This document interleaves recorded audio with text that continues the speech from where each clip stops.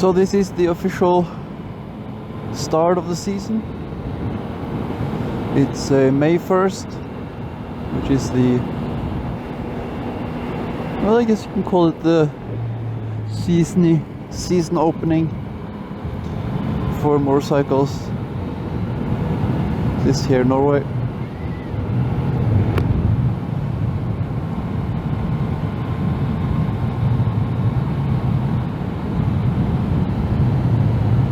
Testing up my brand new tires, the Metzeler M7RRs.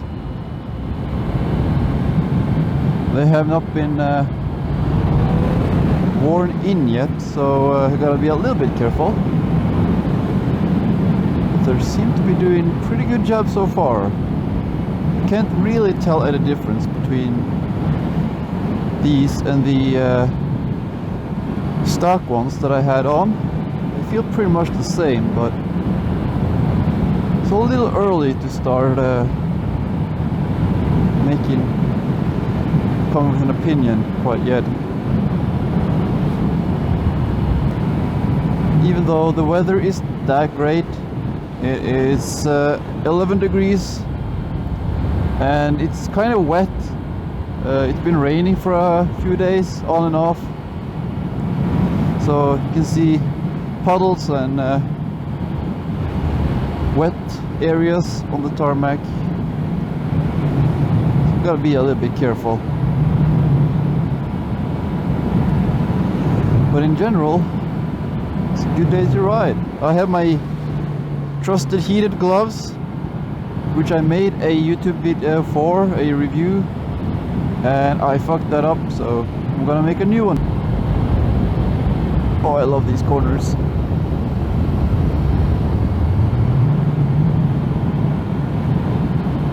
Could have done them faster, but new tires, gotta be careful. So it's more of a cruising than a balls to the walls kind of day.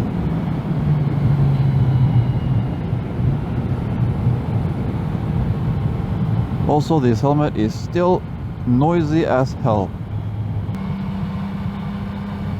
Yeah, great example. Someone trying to do a pass in a corner, not seeing what's around the corner.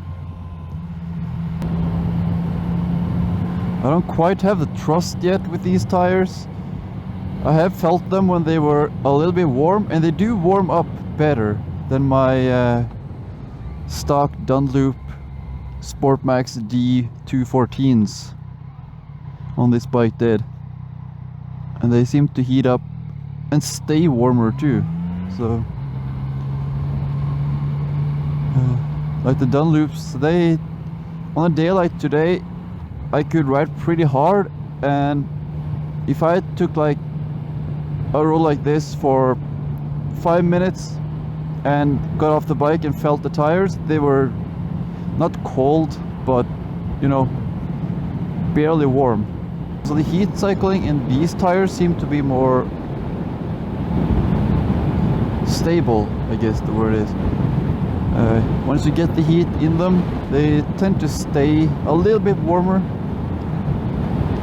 so that's a good thing. They also seem to be a lot more soft and sticky. Once they got heated up, they got really sticky and really soft, which is really good. That means they'll have a lot of grip when you ride hard. While the stock Dunlops on this bike, they weren't really that soft. They were a little bit soft, but not that sticky soft that you sort of expect with a bike like this. You want sporty performance, then those stock tires aren't that great. But for the first like 7,000 kilometers on a bike that you probably should get to know before you start riding like an idiot, I'd say those tires are more than adequate. People complain about the MT being choppy. I have no issue with that. I don't know where that comes from. It's like, yeah, if you do like this, you're gonna be choppy as fuck, but You're supposed to roll on and roll off, roll on and roll off throttle, and there's no choppiness whatsoever, even in standard mode. B mode is even smoother. So when someone complains about like, oh, this throttle is so choppy, oh, it's so bad, it's like, no, you're bad. You need to learn how to use the throttle correctly, because if you use the throttle in incremental stages, like percentage at a time, and not just go from 0 to 30% throttle, it's not choppy at all. Smooth. It's one of those things that some engines, like, I've only ridden 3 Suzukis. All 3 Suzukis have been very, very smooth. One thing I really want to compliment Suzuki on is that no matter what people say, those engines are smooth. We gotta go a little bit slower than usual, but should still be. Wow. You know, I'm comparing to what I remember from the last tires. That was a lot smoother. I remember the old stock tires. They were grabbing for traction. These tires seems to just slide over and just instantly find their grip. Definitely better. I can already tell, and the tires are brand new. Like I said, they still have that hard surface from the mold. They haven't really gotten that rough surface yet, so not great traction yet, but damn, they're good.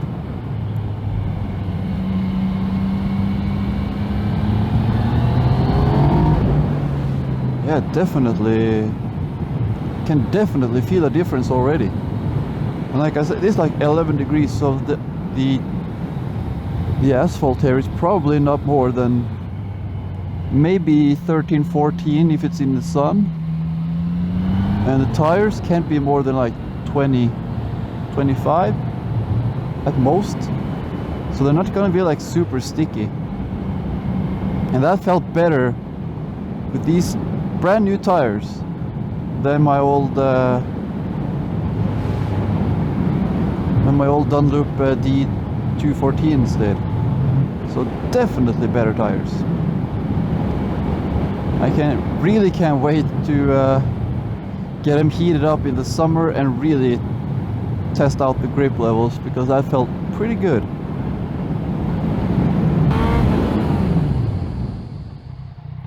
I can't get the rear up, but like I said, the tires are pretty new and it's cold, so I don't expect to have lift your backup power quite yet. I'm gonna give it one more shot. Oh yeah, the rear definitely came up. And got some air time there. By the way, there's no one behind me, no one in front of me. I wouldn't do that if there were any cars behind me.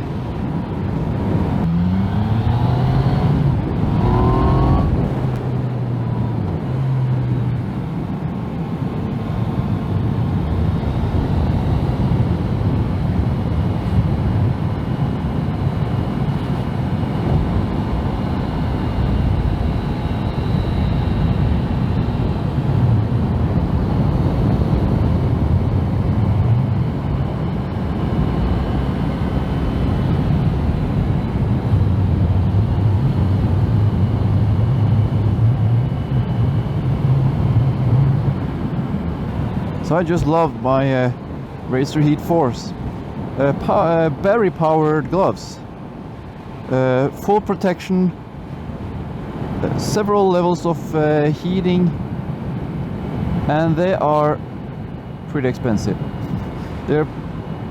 I think it's the most expensive pairs of battery powered heated gloves. I got them on sale, ironically enough, like in the very beginning of motorcycle riding, which I would expect them to be cheaper at the end of the year, not the beginning. But hey, I take what I get. And the difference between having no heated gloves and heated gloves is just day and night.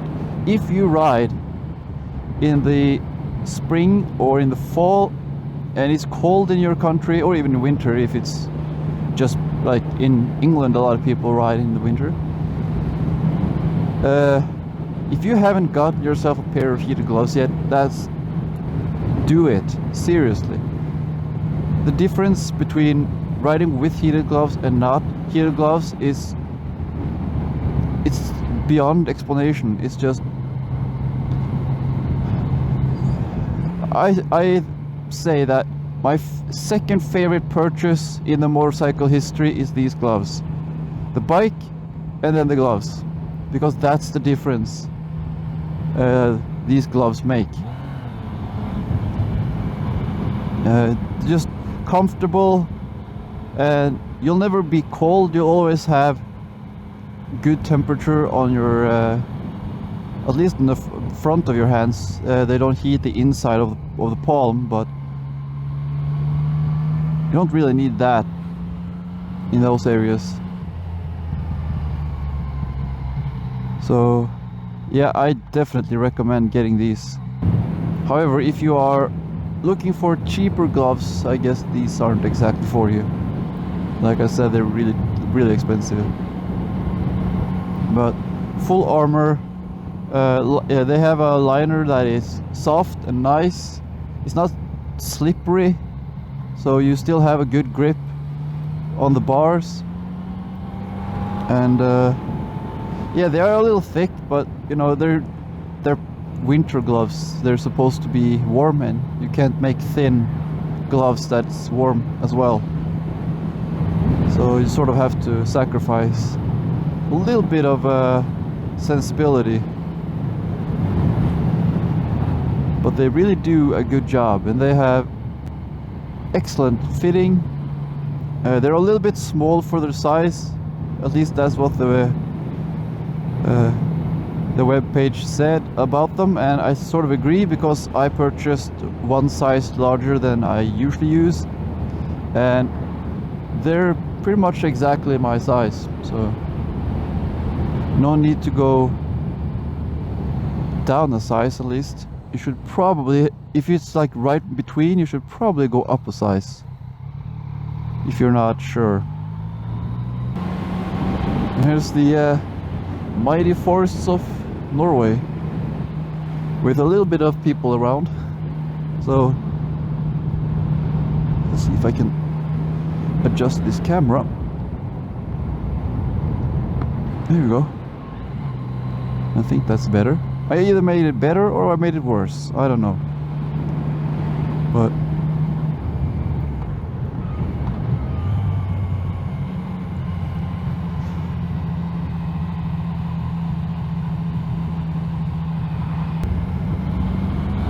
and we're back to 80.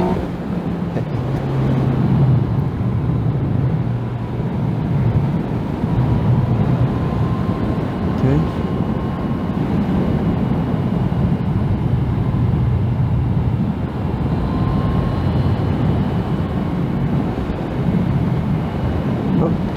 Sun. There's a good corner upcoming here, I hope. Okay, that wasn't exactly a big corner. A little disappointed.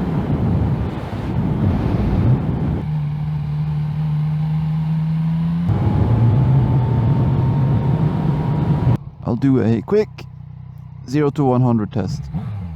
I'm not good at this, so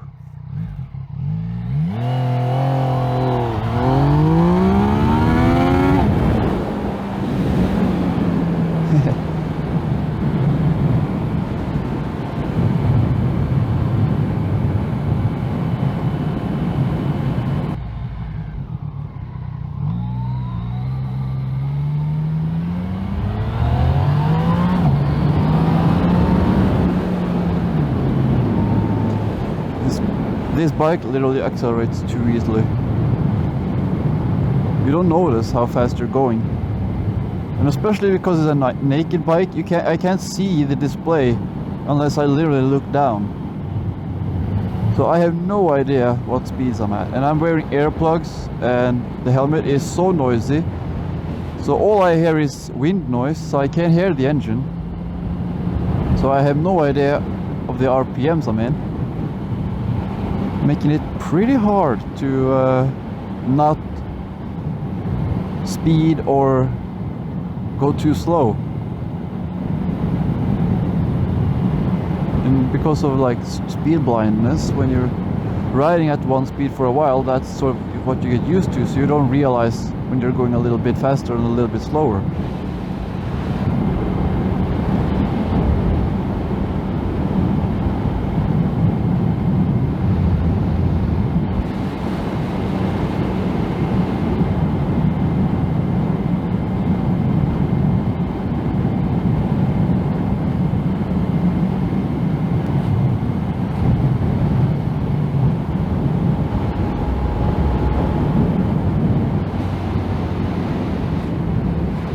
More of the landscape. That's a pretty view too. More of the mighty forests. Good thing is I have no one behind me, so I can literally go as slow as I want. To the rolling hills.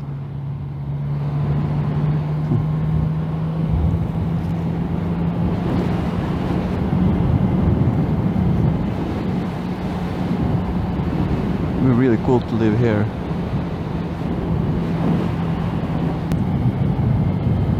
A little bit dust on the road here.